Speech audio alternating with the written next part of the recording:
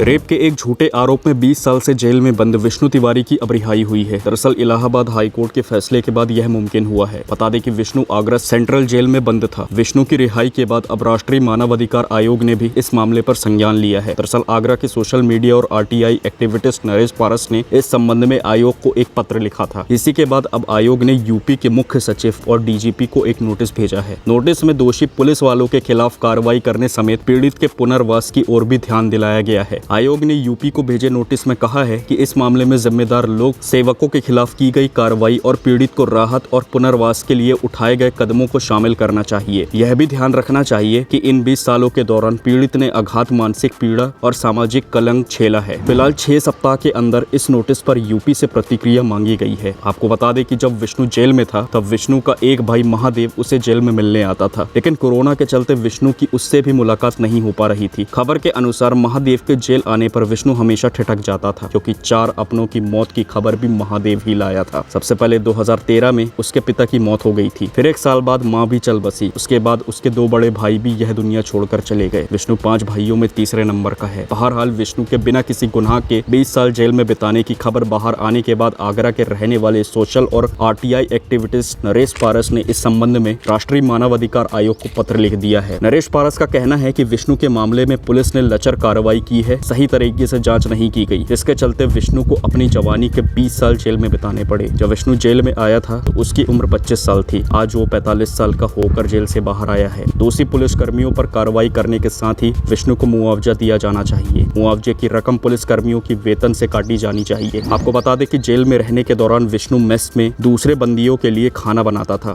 इसी कारण इतने साल में वो एक कुशल रसोइया बन चुका है। विष्णु के साथी बंदियों का कहना है कि काम का वक्त हो या खाली बैठा हो, विष्णु सिर्फ एक ही गाना गाता था, जीवन चलने का नाम है, जीवन चलते रहो सुबह शाम। इस बारे में विष्णु का कहना है कि इसी गाने में जिंदगी का फल छिपा हुआ है। जेल से छूटने के बाद विष्णु का इरादा एक छोटा सा ढाबा चलाने का है, लेकिन अभी उसके पास इतनी पूंजी नहीं है, इसलिए वो पहले कहीं नौकरी करेगा और पूंजी जमा करेगा। बहरहाल इस मामले पर आप क्या सोचते हैं? क्या विष्णु के साथ सही हुआ या गलत? हमें कमेंट करके जरूर बताएं। और अगर आपको भी लगता है कि विष्णु के साथ नाइंसाफी हुई है तो कमेंट में जस्टिस फॉर विष्णु जरूर लिखें। साथ ही इसी तरह की खबरों के लिए चैनल को सब्सक्राइब भी करें। धन्यवाद।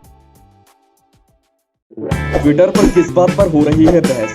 मोदी ने कौन सा बड़ा ऐलान कर दिया? इंस्टाग्राम पर क्या फैला है? क्रिकेट जगत में किसने छुड़ाए किसके छक्के? राजनीति में क्या हो रही है उठापटक? किसने किस पर कसा तंज? अब इन सब की जानकारी मिलेगी एक ही जगह पर। जी हाँ, सब्सक्राइब करके द हिंदुस्तान मिरर को और पाएं डेली न्यूज, राजनीतिक उठापटक, क्रिकेट की खबरें और भी बहुत कुछ, सिर्फ और सिर्फ द हिंदुस्तान मिरर। तो अभी स्क्रीन पर दिख रहे रेड बटन को दबाकर जुड़ जाए द हिंदुस्तान मिरर के साथ। धन्यवाद।